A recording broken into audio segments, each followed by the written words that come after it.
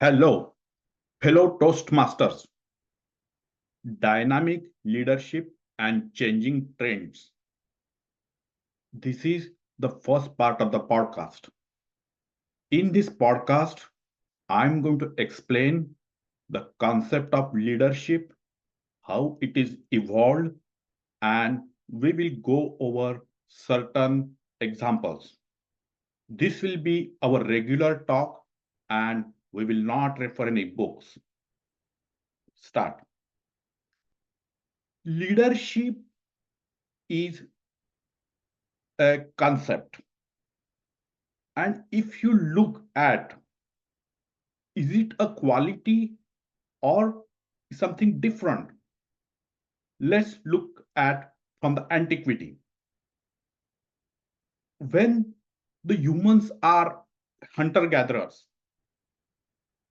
they were always governed by a person who will be their speaker or who will be their guide. This concept in human is not very strange. Even animals, birds, and other species exhibit the same qualities. If you look at the pack of wolves, we will see there is an alpha. If you go to the mounds of ants, there is a queen. If you go to the hive of the bees, there is a queen bee. If you see how the geese fly in the sky, we, and there is a leader at the start. The difference between the previous example and the geese is any goose can become leader, but not any ant can be not any ant could be the queen, or not any bee could be the queen. Humans had the same concept. So we understand, looks like this is a basic instinct our God, our Lord has built into us. So how you learn it? Because in animals we see it's like inbuilt. That's a basic instinct. How about in humans? In humans, what I can say, it can be taught, it can be learned. I apologize. Certain folks are born leaders, but others, this quality can be learned. We can teach them, and that's what we will see. From antiquity, we saw the hunter gatherers had a leader who will lead the pack. When the humans went into the next phase of their life, we saw there are kings, because their human settlements were big and not a single person would be sufficient. There was a king, and the king system will be there. The kings were kind of our leaders. Not only that, kings were considered sometimes as a god. If you see the pharaohs or the a king of kings, or any other some other leaders, some other king system, they were considered as a lord, like they were considered as a god. This exact concept was misused. Not everybody, even without leadership, become king, and then things were not going well. So we saw the spiritual leadership came into picture. It was told that king is not the god, but there is something above it. So we saw several messiahs. They were become like our leaders, and the entire society or clan were following those concepts. Let's come up to the more modern time. That means like say 2000 years. So we are going to see certain examples. They were very distinct in the human history, and it shows how the leaders are there. Sometimes, as previously I said, there could be a trait in you which makes you leader, or sometimes it can be taught to you, or it can be learned. When people say, look at that guy, he's a tall, he's a strong, and he should be our leader. But our Lord, our God said, no, that shepherd boy is your leader. So that shows, the King David shows that leadership was not only hereditary, but it can be taught, or it can be inculcated in you, so that even people without hereditary can become God as well, or become king as well. So this was the example of which the leadership was inculcated, or it was learned. But mostly in the history we saw it was always hereditary. And there was some control from the spiritual leadership, but most of the time we saw the dictators and the kings, and things was the way we saw it. But some examples are really good. So if they had the traits in them and they changed the society. We always have to remember 99.99% people are followers, and rest are the nuts. The nuts change the world, either positive or either negative. The good quality leader, we see the society changes in a great way. Let's take this example. King Alexander, he changed the society at that time. He changed the way things were looked at that time. At that time, people thought that they don't know the boundaries of the East. King Alexander led by the example. He walked that difficult deserts, those difficult terrains, and he reached to the area where earlier people were not going there. We have to see, he was leading an army and it was going through the desert terrain. If you see, even today, the logistic of food or water in that terrain is extremely difficult. So we have to understand, he was leading an army through that terrain, and it goes to Persepolis, and the army sitting there is in the citadel, which is a fresh army. But that army got defeated. How that thing happened? That's the leadership. King Alexander, the name was sufficient. When the king's leadership was shown, when King Alexander came, he saw he won.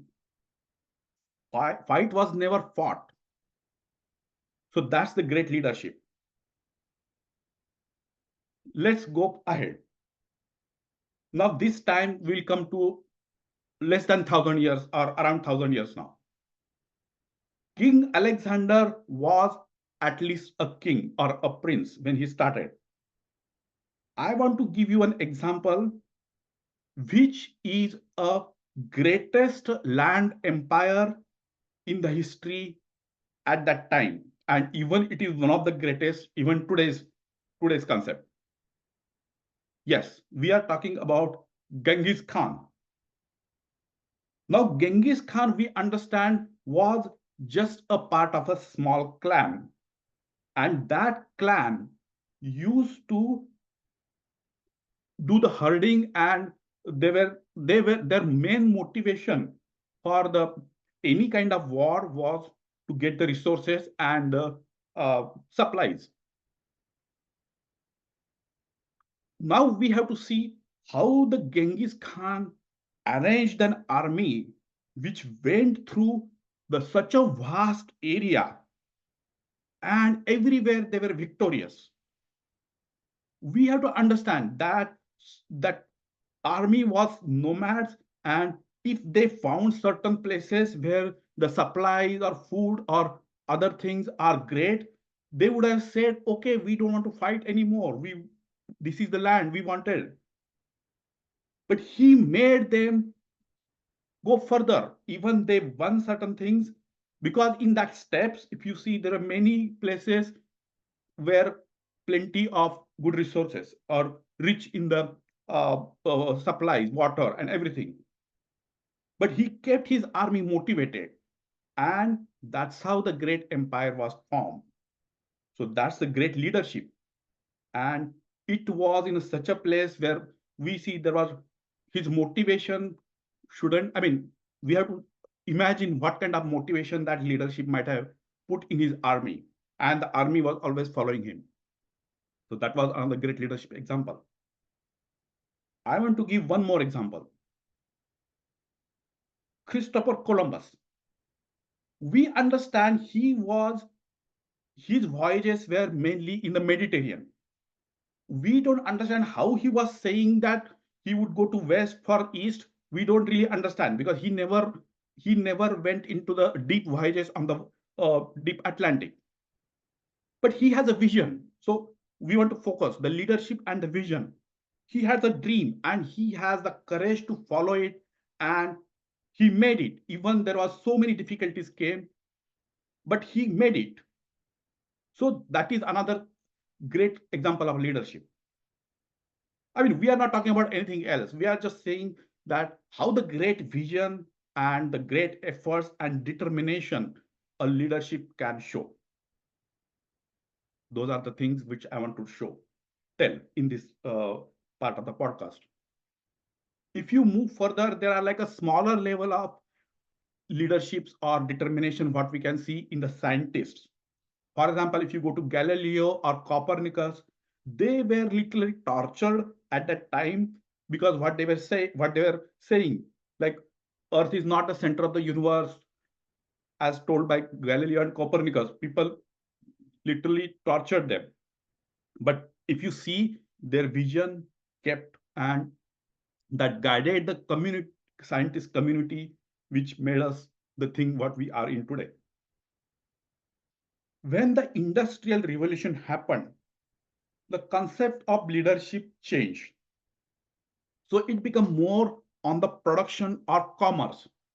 Earlier, the leadership was mainly in the kings to expand the territory or get more area, more land, or in the spiritual leadership, which they wanted to send the message of the faith. But after the industrial revolution, the leadership turned more into the commerce. There are lots of always new inventions were coming in, starting with the steam engine, electricity, and all other thing what we see that made the production goes up, and uh, they needed the uh, consumers for that production. So land area was not that important. The consumerism was more important. So the commerce was starting, leadership started the leadership. In the modern side, modern times, whatever the management concepts of leadership concept came, so we saw because they started developing from that point. Again, we will see even there are management concepts and things, we see the personal traits which help in the leadership, and those are our guiding examples. We know that the Honda Motors was formed by its owner when he was 54 years old. And it was not a hereditary thing. There was nothing given to him. He formed it. We know Sam Walton. He formed the Walmart. It was not given to him. He built from the start. There are several examples, several chains we see that evolved into the modern leadership and expanded the uh, horizon for the consumerism and the increase the production base what we see in today. Because leader makes the difference, as the examples we see. Without leadership, things may not.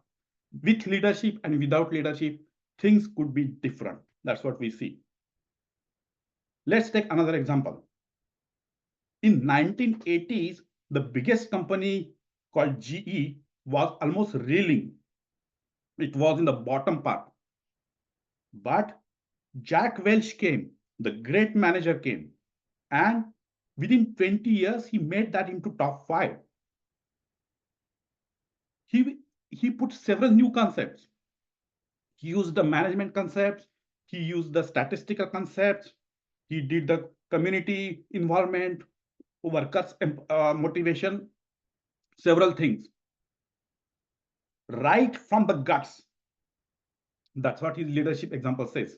That's what his leadership book says. That's the great example what I wanted to give. So we are now coming into the modern times. Earlier, the generation of the invention or new thoughts were like 50 to 100 years. But now, with the invent of the new technology and the computer revolution, the space technology, we see that the generation is becoming like 10 years or 5 years.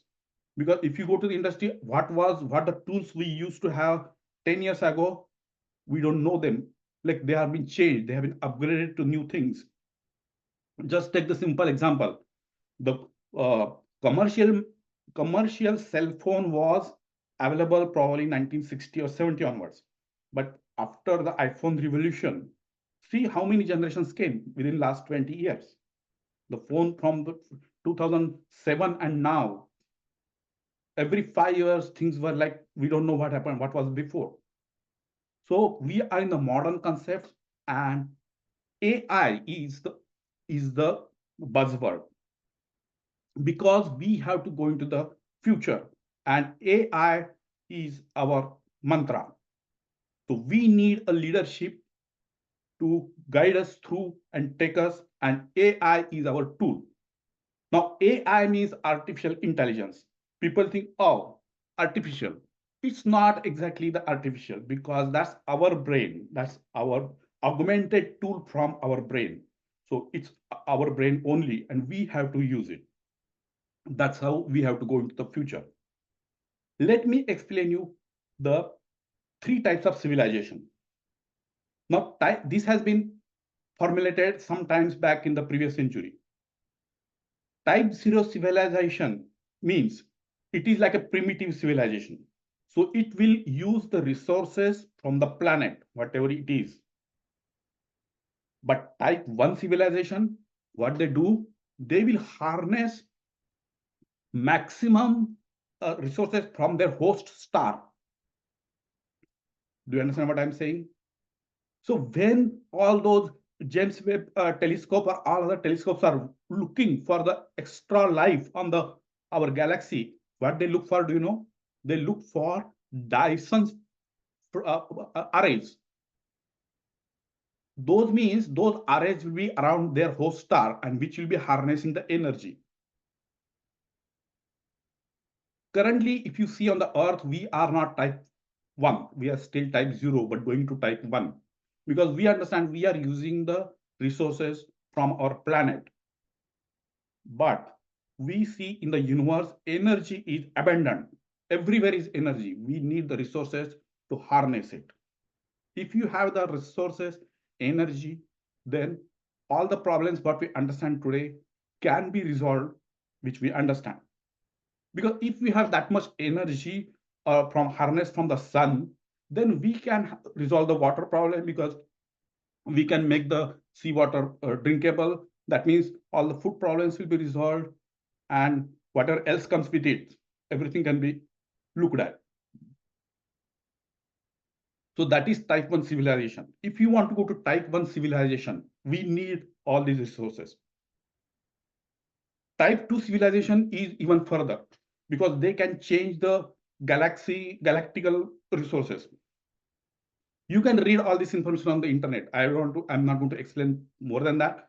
But type 2 civilization, all those things are possible. Even humanity knows that. Only thing we are not able to, we don't have, we are not doing that till now. But it could be because we know the harness energy from sun. There was a mirror in the